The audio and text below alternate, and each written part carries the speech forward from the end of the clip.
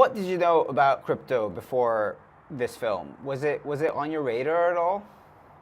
Yeah, I owned it. Yeah, yeah. Oh, that's I bought Bitcoin in 2021.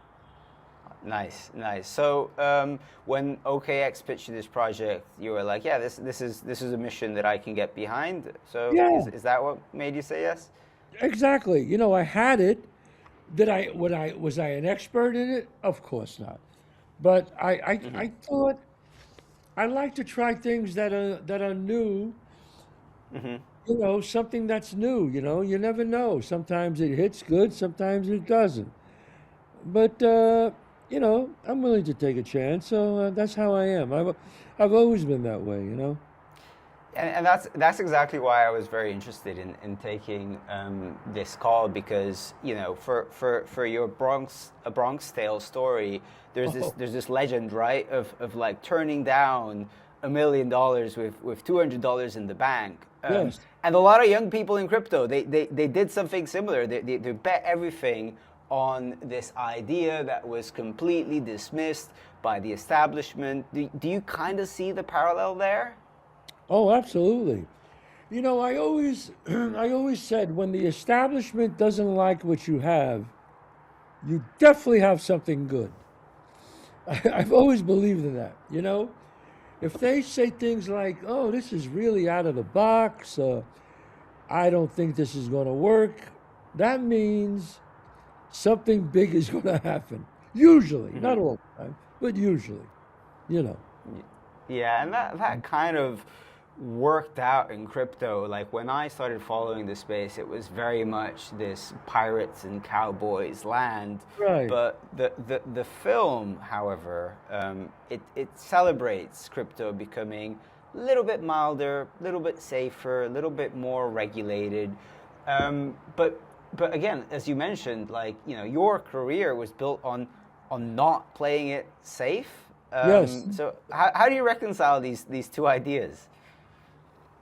Well, I think just like the guys who started crypto was obviously they had to invest money. They could have lost a lot of money when they first started this, but life is about taking chances. And when I did, and you see, the great thing about when I did A Bronx Tale was you could tell somebody to live their life a certain way, but if you just say it to them or you say it in a sermon or in a speech, they understand it, but it doesn't hit home. But when you tell it in a story with characters and feeling, and it moves you, and you say to yourself, "Hey, I'm like him. I'm like that guy." It resonates more as opposed to just giving a speech. So I think the brilliance in Hyder is that he said, "Let's make a movie about crypto and not just a commercial." And when he first said it to me, I wasn't sure, but then I realized what he was saying. And I said, "Yeah, that's the way to tell people is a story." They can understand that. They can go back and say, "Remember when this character did this and this character did that. Remember in the first act when they saw the town like this and then the town changed." That stays with you as opposed to just somebody just giving you a speech. You walk out the door and you forgot about it already. You know. But when you see great movies or great stories, a book, it stays with you much longer than a speech does, or just somebody trying to educate you. One of the themes of this film and other films you've worked is you have this choice. You have to choose between the sort of honest path and the potentially more dangerous one. Yes. Do you see how young people in crypto have to kind of make the same choice today? Oh, without a doubt. See, the thing about crypto, uh, and I was talking to Hyder about it, was the thing that scares people about crypto is what? What I could tell you. It's like, what is it? I don't have it in my hand. I could have dollars in my hand. Yeah. I could have pounds. I could have euros. I could have gold. I could have silver. I can't have a Bitcoin in my hand. Yeah. And as human beings, we don't trust people. You know, Yeah. look, has there been fraud in Bitcoin? Yeah, there has been. You saw that guy, what he was doing, and Yeah. thank God he went to jail. I forgot his name. Sam But Bankman-Fried. yes, but what what OKX is trying to show is that, hey, uh, is there people out there that are not good? Yes, but we're not one of them, and we're going to show you why. They put all these safety things, and you have the keys to your own wallet. I mean, many, many things. But look, crypto is the way of the world now. I think soon I could buy a house by just telling another person, hey, man, let's do this deal. And we could do it on crypto. I could buy Yeah. his house on crypto. The banks and these big firms don't want that because why? It takes away them, takes away the lawyers, it takes away uh, all these fees they have. It's just like, you have X, I want X. Here's the money for X, give me X. That's great. That's great. But people in life, they don't want to, if it means money, they'll say it's bad, it's no good. You know, when the big Yeah. firms, when the big firms started saying things like, "Nah, we don't handle crypto. We don't allow that." Oh, that's when I knew. I said, Yeah. oh boy," you know.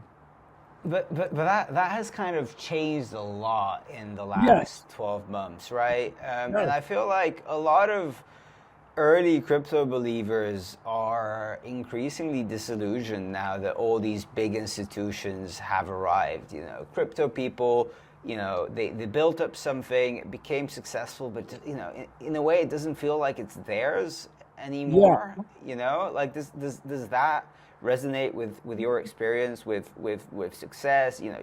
Potentially changing the thing that you grew to love to begin with. Uh, Again,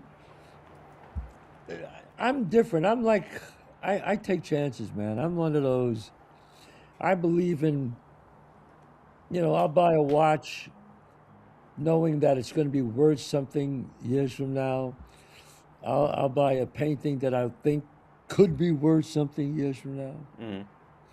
I'll even buy a gun that's could be worth something. And I have a few that really are worth something. Some, I missed. They're still okay, but it's not worth what I thought it could be. But that's who I am. And what was the question? The question again?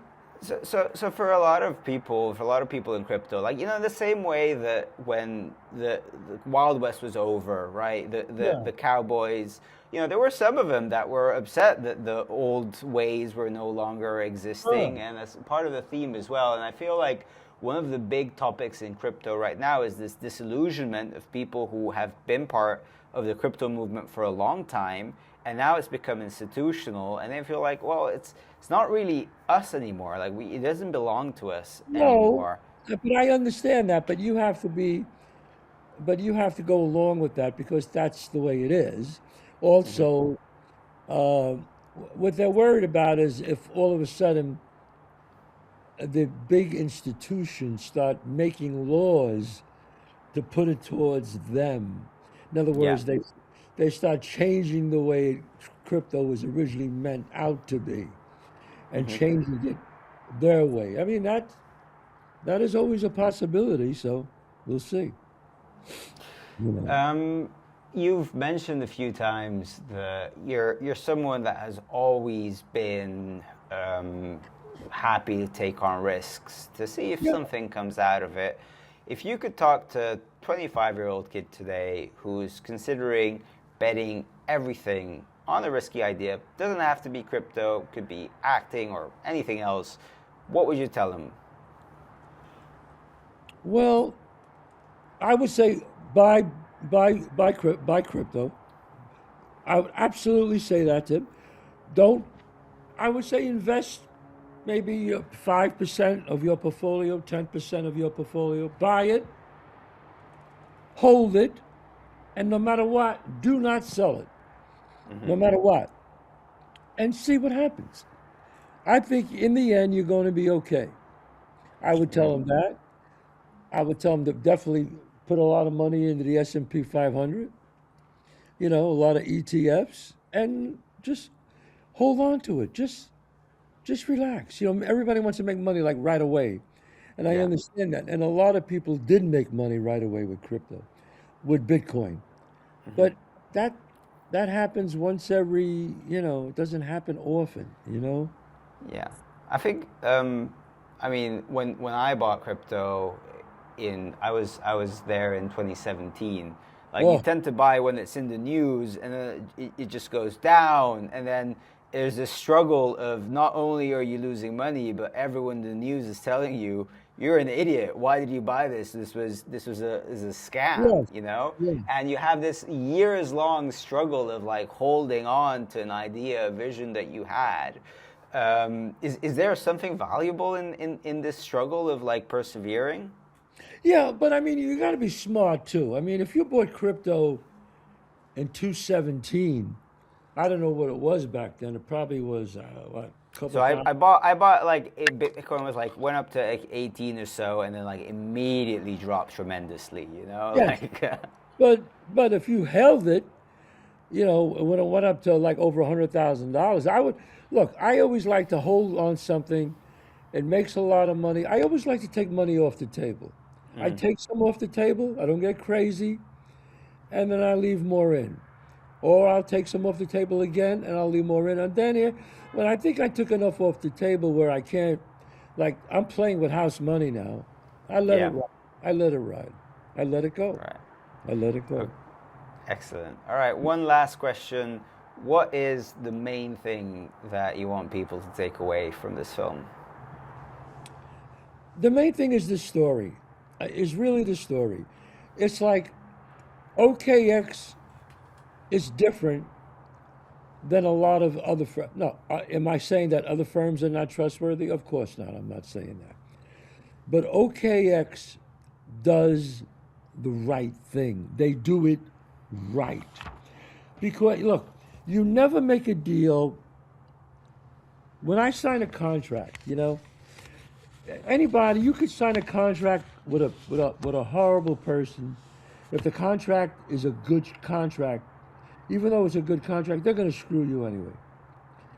You always make a deal with the people behind what they're saying. I met all the people. I got to know Hyder very well, and they're stand-up people. They're smart and stand up, and they're in it for the long haul. And that's the key: is the long haul. They want people to go there. They put all these incredible safeguards in place where you control everything, and I just think it's and I want people to come out of this saying, if I'm going to go into Bitcoin, I'm going with OKX, and I feel like that's my best shot. Look, nobody could say if Bitcoin or crypto is going to go up or go down, but all you want is your money to be safe. That's all. Yeah, I just yeah, and the film shows crypto in the beginning was the wild, wild west, but now it's the mile west, and it shows that. And the great thing, what Hyder did is he hired, I mean, not to sound, but he hired established actors like myself and writers like myself and Vincent Cassell, and he put yeah. his money where his mouth is. He spent good money and hired a wonderful director. So, and and made a really great film about the safeguards of crypto. And I think it comes across that way. Absolutely. Chazz, thank you very much for your time. I'm going to